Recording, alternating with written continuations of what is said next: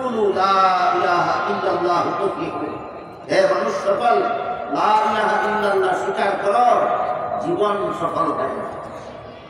একদিনের কথা, এই দ্বিতীয় অধ্যায়, সিরাতুন নবীর দ্বিতীয় অধ্যায়, 13 বছরের মক্কি জিন্দেগির একদিনের ঘটনা। রাসূল করিম সাল্লাল্লাহু আলাইহি ওয়াসাল্লাম দাওয়াত ও তাবলীগের জন্য মক্কা থেকে কয়েক মাইল দূরে তায়েফ গেলেন। তায়েফবাসী গিয়ে লা ইলাহা ইল্লাল্লাহু মুহাম্মাদুর রাসূলুল্লাহ দাওয়াত দিল। তায়েফবাসী দাওয়াত তো গ্রহণ করলই না, বরং তায়েফের নেতারা সমাজের যুবকদেরকে এই বলে রাসূলের বিরুদ্ধে লেলিয়ে দিল। বলল, মক্কা থেকে মুহাম্মদ নামের একটা পাগল এসেছে, তোমরা সেই পাগলটাকে নিয়ে কিছু মজা করো। বলুন, সমাজের নেতারা যদি যুবকদেরকে লেলিয়ে দেয়, তাহলে যুবকরা কি কন্ট্রোলে থাকে না কন্ট্রোল হারা হয়ে যায়? কন্ট্রোল হারা হয়ে যায়। এই যুবকদের লেলিয়ে দেওয়া, সর্দারদের লেলিয়ে দেওয়া যুবকেরা রাসূল করিম সাল্লাল্লাহু আলাইহি ওয়াসাল্লাম তায়েফ থেকে মক্কায় ফিরে যাওয়ার পথে পাথরের দ্বারা বৃষ্টির মতো ঢিল ছোড়া শুরু করল। যুবকদের ঢিলের আঘাতে আঘাতে নবীর শরীর মুবারক জখম হয়, রক্তে লাল হয়ে যায়। এক পর্যায়ে নবী একটা বিশ্রাম নেওয়ার জন্য একটা গাছের ছায়ায় বসে গেলেন। সাথে সাথে আল্লাহ পাক রব্বুল আলামিন জিবরিল ফেরেশতাকে পাঠালেন, বলে দিলেন, আমার নবীকে গিয়ে বলো, তায়েফবাসী নবীর সাথে যে দুর্ব্যবহার করেছে, তিনি যদি এর বিচার চান, প্রতিশোধ চান, তাহলে আমি তায়েফের দুই প্রান্তের দুই পাহাড় একত্রিত করে সমস্ত তায়েফবাসীকে নিষ্পেষিত করে দেব। আল্লাহর সংবাদ জিবরিল ফেরেশতা নবীর কাছে পৌঁছালেন। জবাবে নবী বলেন, আল্লাহুম্মা হদি কওমি ফাইন্নাহুম লা ইয়ালামুন। হে আল্লাহ, এরা আমাকে চিনতে পারেনি, এদেরকে ধ্বংস করে দেবেন না, এদেরকে বাঁচতে দিন। ভবিষ্যতে কোনোদিন যদি চিনতে পারে, তখন আমার কলেমা, আমার দাওয়াত গ্রহণ করবে, চিরস্থায়ী জাহান্নাম থেকে বাঁচতে পারবে।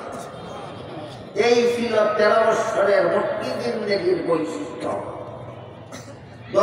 40 বছরের কাবলান নবুয়তের বৈশিষ্ট্য ছিল নবীর জন্য নবুয়তের দলিল। আর 13 বছরের মক্কি জিন্দেগির বৈশিষ্ট্য হলো সন্ত্রাসীদের হামলা নীরবে সহ্য করা। সন্ত্রাসীদের হামলা নীরবে সহ্য করা। আল্লাহর নির্দেশ ছিল নবীর প্রতি, নবীর অনুসারী সমস্ত মুমিন মুসলমান সাহাবাগণের প্রতি নির্দেশ ছিল, নীরবে সন্ত্রাসী হামলা সহ্য করো, প্রতিশোধ দিতে যাও না, প্রতিবাদও করো না, কোন শব্দটুকু করো না। এরা কতটুকু জুলুম করতে পারে আমি আল্লাহ দেখতেছি, তোমরা কতটুকু সহ্য করতে পারো আমি আল্লাহ দেখতেছি। সুফল অচির ভবিষ্যতেই তোমরা পেয়ে যাবে। তাই 13 বছরের মক্কি জিন্দেগির বৈশিষ্ট্য কি? সন্ত্রাসীদের হামলা নীরবে সহ্য করা। এই জন্য সিরাতুন নবী বিষয়ের কিতাবে উল্লেখ আছে, কিয়ামত পর্যন্ত দুনিয়ার যে কোনো দেশে যে কোনো সময় এই 13 বছরের মক্কি জিন্দেগির মতো পরিবেশ সৃষ্টি হবে।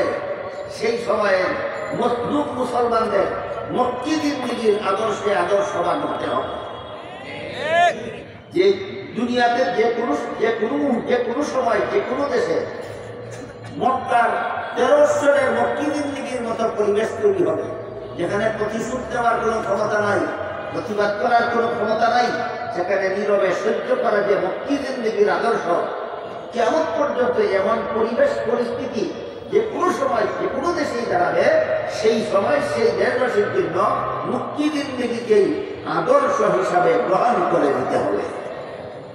সেই 13 বছরের মক্কি জিন্দেগির আরেকটি ঘটনা, হযরত খাব্বাব রাদিয়াল্লাহু আনহু নামের এক ব্যক্তি ইসলাম গ্রহণ করলেন। কেন তিনি ইসলাম গ্রহণ করলেন? এই অপরাধে সন্ত্রাসীরা লোহার শলাকা আগুনে পুড়ে লাল করে তার শরীরে চাপা দিয়ে দেয়।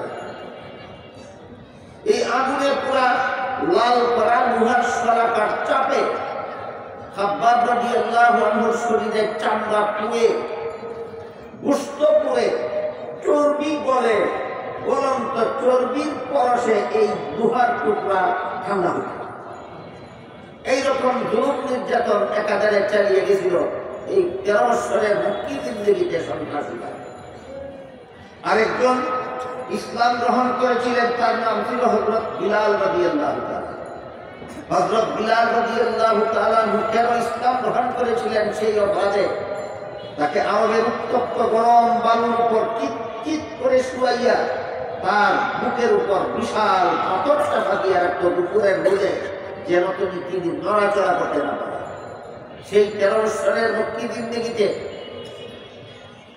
একজন সুমাইয়া নামী একজন মহিলা ইসলাম গ্রহণ করেছিল। কেন তিনি ইসলাম গ্রহণ করলেন? সেই অপরাধে শীর্ষ সন্ত্রাসী আবু জাহল বর্ষা হাতে নিয়ে হযরত সুমাইয়া রাদিয়াল্লাহু আনহার মধ্যস্থানে আঘাত করে শহীদ করেছে। এই 13 বছরের মক্কি জিন্দেগিতে একদিন রাসূল করিম সাল্লাল্লাহু আলাইহি ওয়াসাল্লাম মানুষকে ঈমানের দাওয়াত দেওয়ার জন্য, ইসলামের দাওয়াত দেওয়ার জন্য বাজারে গেলেন। গিয়া বললেন, ইয়া আইয়ুহান নাস কুলু লা ইলাহা ইল্লাল্লাহ তুফলিহু, হে মানুষ সকল, লা ইলাহা ইল্লাল্লাহ স্বীকার করো, জীবন সফল হয়ে যাবে। এই কথাটার একটু ব্যাখ্যা আমাদের মনে রাখা দরকার। লা ইলাহা ইল্লাল্লাহ স্বীকার করলে জীবন সফল হয়ে যায়। এটা একটা ঘটনা থেকে আমরা সমাজে বুঝে নিব। এক ঘটনায় উল্লেখ আছে, একবার হযরত মুসা আলাইহিস সালাম আল্লাহর কাছে আবেদন করলেন, হে আল্লাহ, আমাকে যে আজকে নবুয়ত দান করেছেন, সে হিসাবে আমাকে একটা স্পেশাল জিকির শিখিয়ে দিন, যেন আমি নবী হিসাবে সেই স্পেশাল জিকিরটা করতে পারি। আল্লাহ মুসা আলাইহিস সালামকে বললেন, মুসা, লা ইলাহা ইল্লাল্লাহ জিকির করুন, লা ইলাহা ইল্লাল্লাহ জিকির করুন। মুসা আলাইহিস সালাম বললেন, হে আল্লাহ, লা ইলাহা ইল্লাল্লাহ জিকির তো সমস্ত মুমিন মুসলমানেরই জিকির, আমি নবী হিসাবে স্পেশাল জিকির হলো কিভাবে?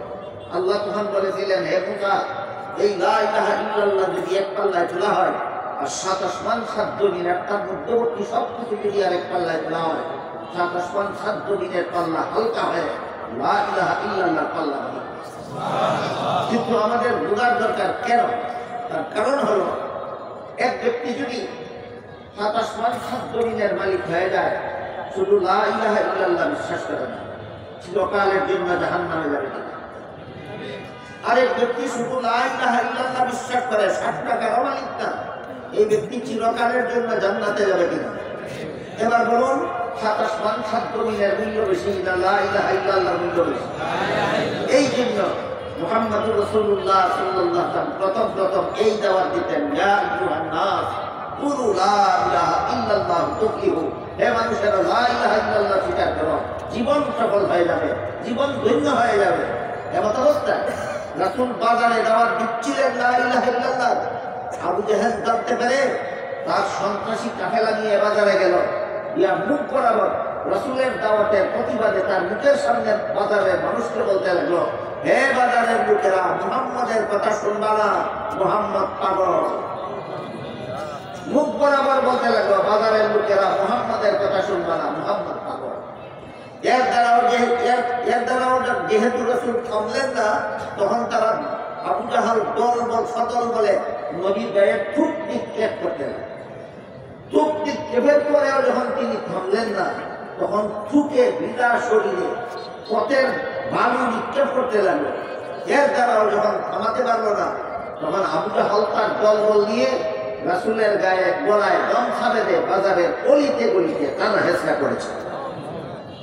এইরকম জুলুম নির্যাতন চালিয়েছিল সন্ত্রাসীরা দীর্ঘ 13টি বছর মুহাম্মদুর রাসূলুল্লাহর উপর এবং তার অনুসারী মুসলমানদের উপর।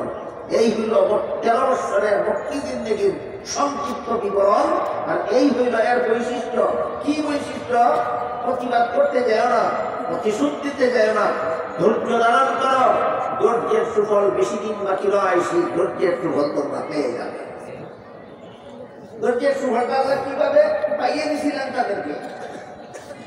10 বছরের মাদানী জিন্দেগির সময় একবার রাসূল করিম সাল্লাল্লাহু আলাইহি ওয়াসাল্লাম স্বপ্নের ভিত্তিতে সাহাবায়ে কেরামদেরকে নিয়ে উমরা হজ পালন করার জন্য মক্কা এসেছিলেন। তারা বাধা দিয়ে ফিরিয়ে দিয়েছিল। পরবর্তী বছর আবার এই উমরার ইহরাম ভেঙে ফেলে পরবর্তী বছর এসে কাজা করার কথা।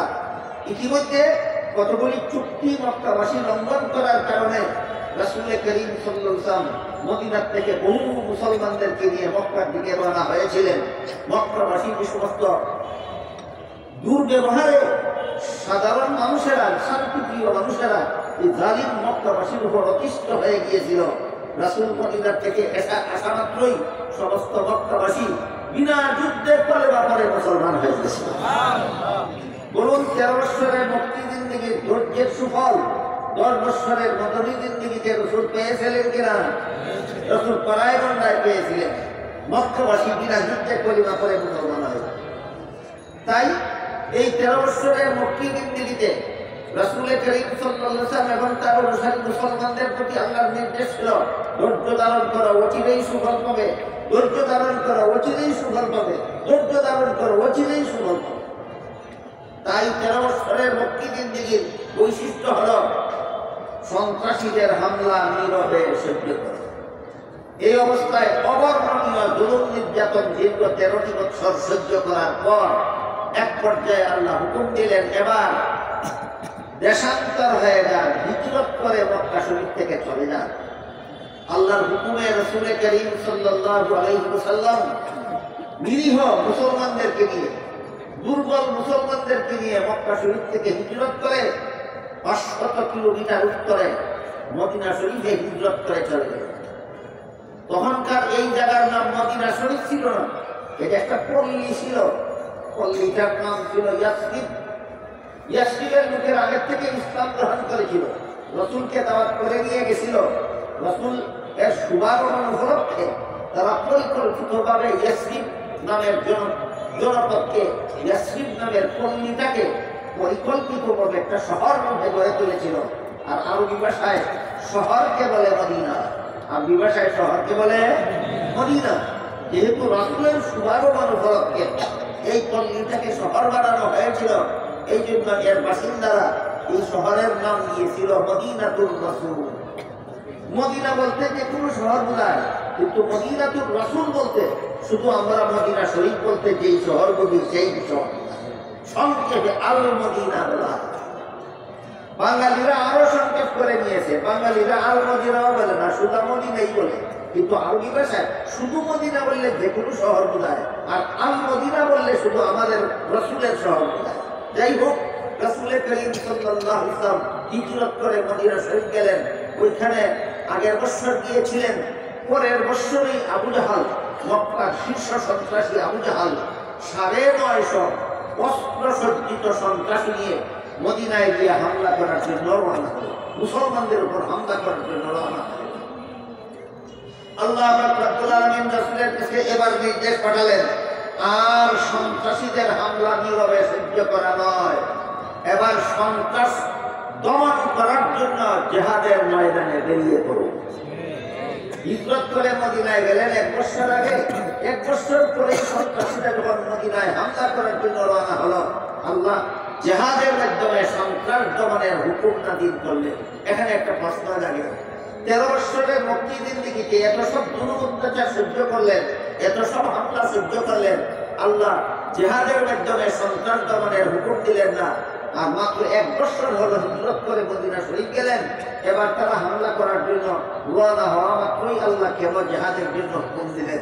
তার কারণ হলো জিহাদের মাধ্যমে সন্ত্রাস দমন করা এটা সরকারের কাজ। জিহাদের মাধ্যমে সন্ত্রাস দমন করা কার কাজ? সরকারের কাজ। 13 বছরের মক্কি জিন্দেগিতে রাসূলের কোনো সরকার ছিল না, এই জন্য জিহাদের মাধ্যমে সন্ত্রাস দমনের দায়িত্ব রাসূলের ছিল না, সেই সামরিক শক্তিও রাসূলের ছিল না। এই জন্য 13 বছরের মক্কি জিন্দেগিতে জিহাদের হুকুম আসেনি, আপনার সরকারও নাই, সন্ত্রাসীদের মোকাবেলা করার মতো সেনাবাহিনী এবং অস্ত্র আপনার নাই। সুতরাং এমত অবস্থায় জিহাদের মাধ্যমে সাফল্য আসবে না, ধৈর্যের মাধ্যমে সাফল্য আসবে। কিন্তু হিজরত করে মক্কা থেকে হিজরত করে মদিনা শরীফ যাওয়ার সাথে সাথেই আল্লাহ রাসূল একটা রাষ্ট্র প্রতিষ্ঠা করেছিলেন।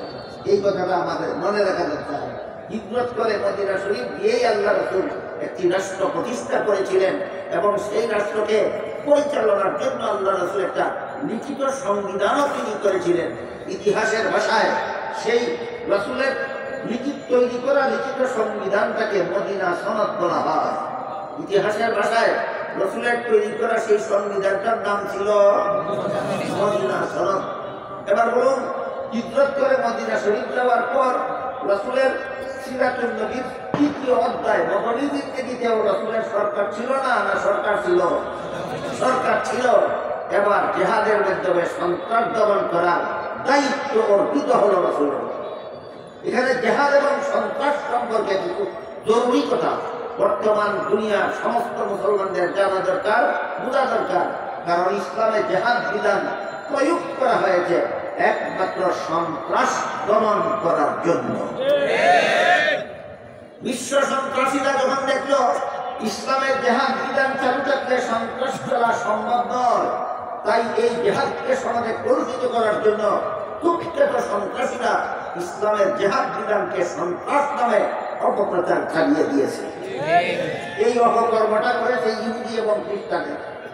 অপকর্মটা করে ইসলামের পবিত্র জিহাদ বিধানকে এর বিরুদ্ধে সন্ত্রাস নামের অপপ্রচার চালিয়েছে কোন কোন জাতি? ইহুদি এবং খ্রিস্টান। আর আপনারা যে মুসলমানদের সমাজে বাস করেন, এই মুসলমান সমাজে কিছু মির্জাফর মার্কা মুসলমান, এরা বংশগত মুসলমান আর আদর্শগতভাবে ইহুদি খ্রিস্টানের দালাল। এই সমস্ত জ্ঞান পাপী তথাকথিত মুসলমান, তথাকথিত মুসলমানের সন্তান মুসলমান, এরাও ইহুদি খ্রিস্টানের সুরে সুর মিলিয়ে ইসলামের জিহাদ বিধানকে সন্ত্রাস বলে অপপ্রচার চালায়। এই জন্য একটা তাফসীরে মারিফুল কোরআনের লেখকের নাম আল্লামা ইদ্রিস কান্দেলভী রাহমাতুল্লাহ। তার লিখিত সিরাত বিষয়ের একটি নির্ভরযোগ্য গ্রন্থ আছে, সেটার নাম সিরাতুল মুস্তাফা। আল্লামা ইদ্রিস কান্দেলভী রাহমাতুল্লাহ আলাইহি সিরাতুল মুস্তাফা নামক কিতাবে জিহাদ এবং সন্ত্রাসের মধ্যকার সম্পর্ক চমৎকার উদাহরণের মাধ্যমে লিখেছেন। আমি তার সারমর্মটা আপনাদের সামনে তুলে দেব। তিনি লেখেন, একটা জটিল একটা রোগের উদাহরণ দিয়ে তিনি জিহাদ এবং সন্ত্রাসের মধ্যকার সম্পর্ক বুঝিয়েছেন। তিনি সেই রোগটার নাম বলেছেন ক্যান্সার।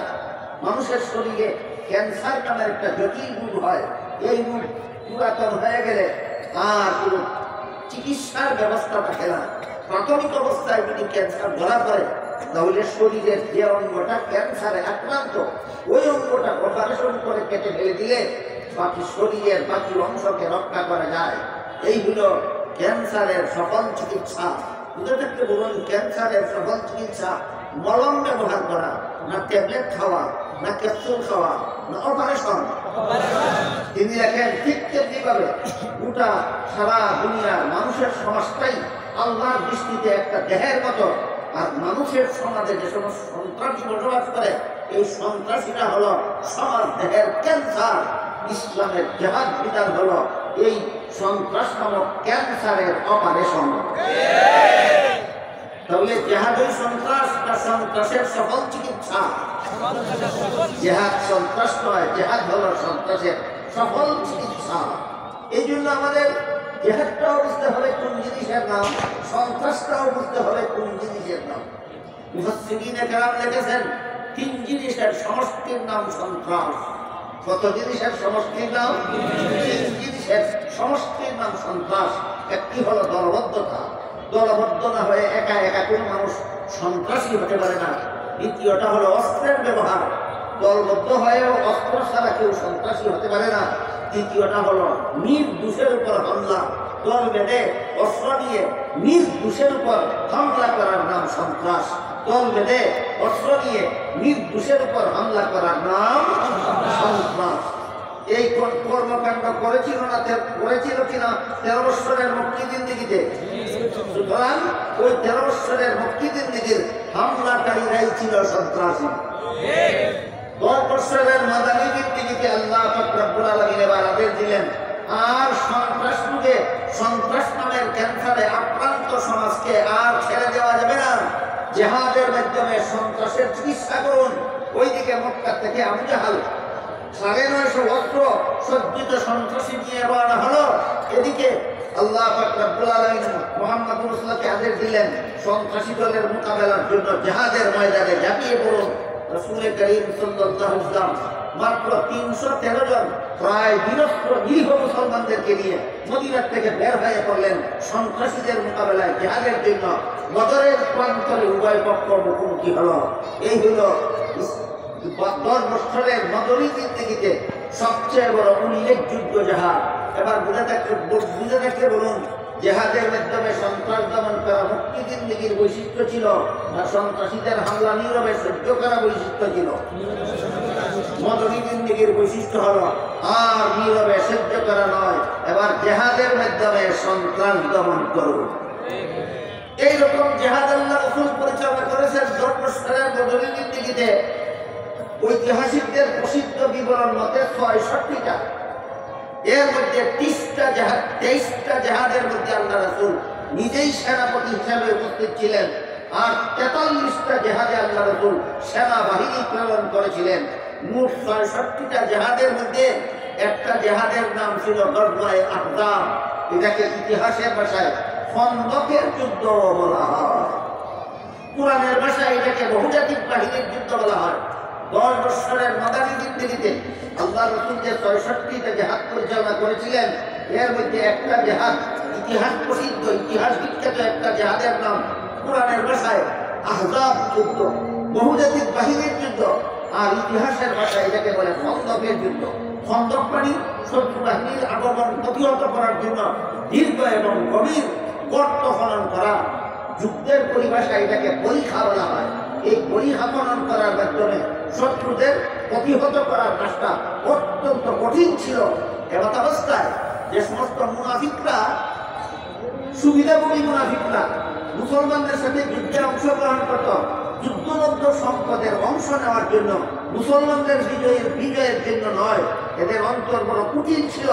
এই সমস্ত মুনাফিকরা যখন দেখলো যে খন্দক খননের কাজটা বড় কঠিন, এটা তাদের পক্ষে সম্ভব নয়, তখন তারা রাসূলের কাছে নানা রকম বাহানা পেশ করতে লাগলো, তাদেরকে যেন আল্লাহ খন্দকের যুদ্ধ থেকে অব্যাহতি দিয়ে দেন। এই মুনাফিকদের এই কুচক্রান্তের প্রেক্ষিতে আল্লাহ রাব্বুল আলামিন ওই আয়াত নাযিল করেছিলেন, যে আয়াত আমি আজকে খুতবার সময় আপনাদের সামনে তিলাওয়াত করেছি। তাতে আল্লাহ বলেন, লাকাদ কানা লাকুম ফি রাসূলিল্লাহি উসওয়াতুন হাসানাতুন লিমান কানা ইয়ারজুল্লাহা ওয়াল ইয়াওমাল আখিরা ওয়া যাকারাল্লাহা কাসীরা। আল্লাহর রাসূলের মধ্যে রয়েছে তোমাদের জন্য উত্তম আদর্শ। গ্রহণ করতে পারবে কারা? আল্লাহর সন্তুষ্টি চায় যারা। আল্লাহর রাসূলের আদর্শ গ্রহণ করতে পারবে কারা? পরকালীন জীবনের সাফল্য চায় যারা। আল্লাহর রাসূলের আদর্শ গ্রহণ করতে পারবে কারা? আল্লাহকে বেশি বেশি স্মরণ করে যারা। এখানে আল্লাহ 3টা গুণের উল্লেখ করেছেন। 3 গুণ বিশিষ্ট মানুষ রাসূলের আদর্শ গ্রহণ করতে পারবে। 3 গুণ যাদের মধ্যে নাই, তারা রাসূলের আদর্শ গ্রহণ করতে পারবে না। এভাবে কেন আল্লাহ একটি নাযিল করলেন? কারণ খন্দকের যুদ্ধের মধ্যে আল্লাহ রাসূল যেমন সাহাবাদের খন্দক খোঁড়ার নির্দেশ দিয়েছিলেন, নিজেও খন্দক খোঁড়ার কাজে অংশগ্রহণ করেছিলেন। কাজেই রাসূলের কারীম সাল্লাল্লাহু আলাইহি ওয়াসাল্লাম 23 বছরের নবুয়তি জিন্দেগিতে, অর্থাৎ 13 বছরের মক্কি জিন্দেগি এবং 10 বছরের মাদানী জিন্দেগিতে যে সমস্ত কাজ নিজেও করেছেন, উম্মতকেও করতে বলেছেন অথবা উৎসাহ দিয়েছেন, এই সমস্ত কাজের ব্যাপারে আল্লাহ আলোচ্য আয়াতে রাসূলকে মুদের আদর্শ বলে ঘোষণা করেছেন। বুঝতে হবে, আল্লাহ এক একটা আয়াতে রাসূলকে আমাদের আদর্শ বলে ঘোষণা করেছেন সর্বকালের জন্য, না যেসব কাজ নিজেও করেছেন উম্মতকেও করতে বলেছেন। হ্যাঁ, যেসব কাজ নিজেও করেছেন উম্মতকেও করতে বলেছেন। 5 বেলার নামাজ রাসূল নিজেও করেছেন, আমাদেরকেও করতে বলেছেন। নামাজের জন্য রাসূল মুদের আদর্শ। রমজান মাসে রোজা রাসূল নিজেও রেখেছেন, আমাদেরকেও রাখতে বলেছেন। রোজার জন্য রাসূল মুদের আদর্শ।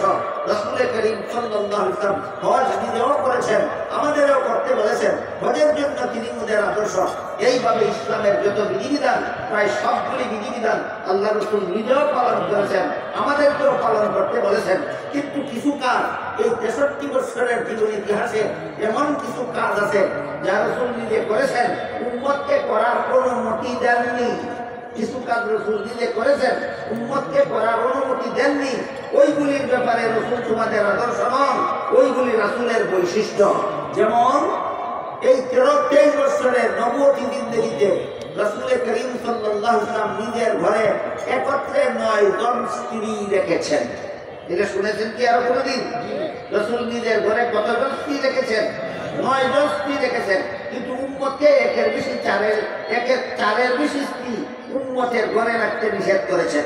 সুতরাং এই কাজটা তো নবী নিজে করেছেন, এই কাজে নবী ওদের আদর্শ নন কেন?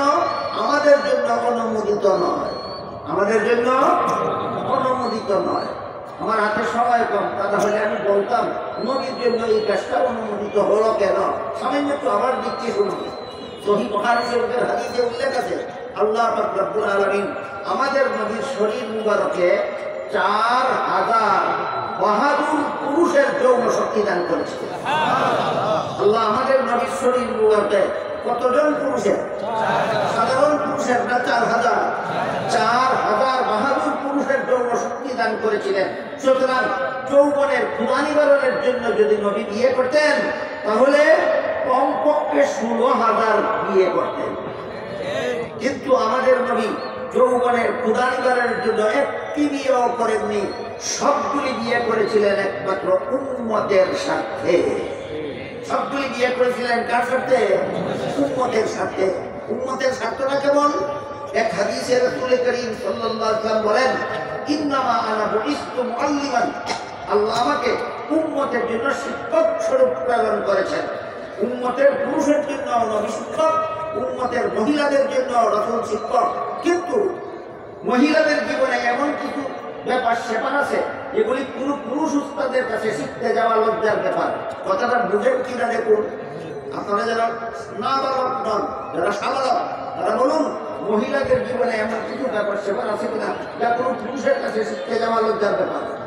আপন বাবার কাছে শিখতে যাওয়া আরো বড় লজ্জার ব্যাপার, আপন ভাইয়ের কাছে শিখতে যাওয়া আরো বড় লজ্জার ব্যাপার। কিন্তু মহিলাদের জীবনে এমন একজন পুরুষ আছে যার কাছে কোনো কিছু শিখতে লজ্জা নাই, তিনি হলেন একমাত্র স্বামী। তিনি হলেন একমাত্র স্বামী। তাই রাসূলের প্রয়োজন হলো একদল মহিলাকে বিয়ে করে এদেরকে ওই সমস্ত লজ্জাজনক বিষয়গুলি শিক্ষা দিয়ে উম্মতের মহিলাদের জন্য মহিলা শিক্ষিকা রূপে গড়ে তুলবেন। এই স্বার্থে নবী নিজের ঘরে একত্রে 9 জন বিবি রেখেছিলেন। বুঝে থাকতে বলুন, রাসূল সেক্স পাওয়ার নিবারণের জন্য বিয়ে করেছিলেন না উম্মতের স্বার্থে? উম্মতের স্বার্থে। তাই 9 বিবি রাখা উম্মতের বৈশিষ্ট্য, তোমাদের জন্য অনুমোদিত নয়। এবার কথাগুলি গুটিয়ে নেই, সংক্ষেপে বলি। খন্দকের যুদ্ধে খন্দক খোদার জন্য রাসূল উম্মতকে আদেশ করেছিলেন, নিজেও অংশগ্রহণ করেছেন কিনা? নিজেও অংশগ্রহণ করেছেন। এই জন্য সিরাতুন নবীর কোন অংশটা আমাদের জন্য আদর্শ? আল্লাহ যে আলোচ্য আয়াতে বললেন নবী তোমাদের আদর্শ, কোন অংশটা? এই অংশে সিরাতুন নবীর যে কাজগুলি নবীর জীবন ইতিহাসে যে কাজগুলি নবী নিজেও করেছেন, আমাদেরকেও করতে বলেছেন অথবা উৎসাহিত করেছেন, সেই কাজগুলির জন্য রাসূলদের আদর্শ। গ্রহণ করতে পারবে কারা? মুমিন মুসলমান যারা। গ্রহণ করতে পারবে না কারা? মুনাফিক যারা। এই কথাটা বোঝাবার জন্য আল্লাহ আয়াতটি নাযিল করে বলেছেন, লাকাদ কানা লাকুম ফি রাসূলিল্লাহি উসওয়াতুন হাসানাতুন লিমান কানা ইয়ারজুল্লাহা ওয়াল ইয়াওমাল আখির ওয়া যাকারাল্লাহা কাসীরা। 3টা গুণের উল্লেখ করেছেন। এক গুণ হলো যারা আল্লাহর সন্তুষ্টি চায়, এরা মুমিন ছাড়া মুনাফিক নয়। আরেক গুণ হলো যারা পরকালীন জীবনকে সফল করতে চায়, এরা মুমিন ছাড়া মুনাফিক নয়। আরেক দল হলো যারা আল্লাহকে বেশি বেশি স্মরণ করে, এরা মুমিন ছাড়া মুনাফিক নয়। এজন্য আয়াতের সারমর্ম হলো আল্লাহর রাসূলের মধ্যে তোমাদের জন্য আদর্শ রয়েছে।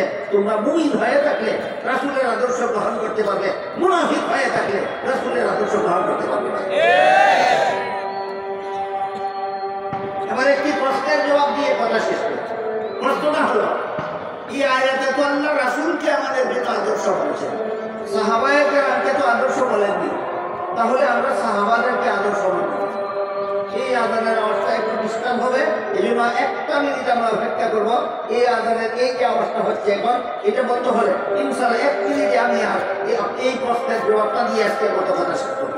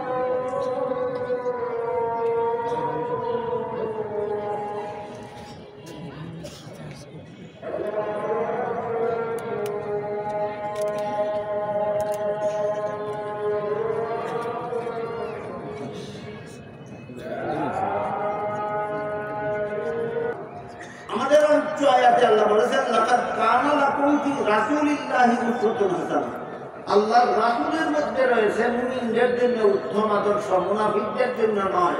তার মধ্যে রাসূলের মধ্যে এখানে তো আল্লাহ বলেননি লাকাদ কানা লাকুম ফি রাসূলিল্লাহি ওয়া সাহাবাতিহি উসওয়াতুন হাসানাহ। আল্লাহর রাসূল এবং তার সাহাবাদের মধ্যে আদর্শ রয়েছে, এটা আল্লাহ বলেননি। সুতরাং এরকম যুক্তি যদি কারো মাথায় ঢুকে যে আমরা শুধু রাসূলকে আদর্শ মানব, সাহাবাদের আদর্শ মানব না, আমি তাকে জিজ্ঞেস করি। আয়াতটা হলো সূরা আহজাবের 21 নম্বর আয়াত।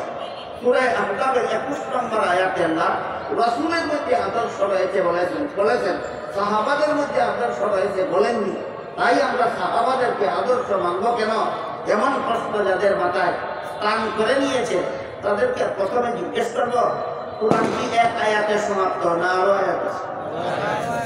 তাহলে অন্য আয়াতে আল্লাহ বলেছেন السابقون الأولون من المهاجرين والأنصار والذين اتبعوهم بإحسان। আনসার সাহাবায়ে কেরাম, মুহাজির সাহাবায়ে কেরাম এবং অন্যান্য সাহাবায়ে কেরাম, এদেরকে যারা অনুসরণ করবে সঠিকভাবে, অনুকরণ করবে সঠিকভাবে, আল্লাহ তাদের প্রতিও সন্তুষ্ট। বলুন, সাহাবাদের অনুসরণ করার কথা অন্য আয়াতে আছে কি? তুমি যদি কোরআনের এক আয়াত মানো আর এক আয়াত মানো না, আসলেই তুমি কোরআন মানো না, তুমি একটা আয়াতকে মানার ভঙ্গি ধারণ করেছ অন্য আয়াতকে অস্বীকার করার কুচক্রান্ত হিসাবে। মাদ্রাসার ছাত্রদের জন্য লাকাদ কানা লাকুম ফি রাসূলিল্লাহি উসওয়াতুন হাসানাহ, এখানে কানা শব্দটা দুই অর্থ হয়। এটা আরবি গ্রামারের ভাষায় এই কানার দুইটা নাম আছে, একটা কানায় তাম্মা, একটা কানায় না পেশা। এইভাবে করলে আপনারা সকালে বুঝবেন না, এই জন্য সকালে বোঝার মতো করে বলি। কানের শব্দটার দুটা অর্থ আছে, একটা অর্থ হলো ছিল আর একটা অর্থ হলো আছে।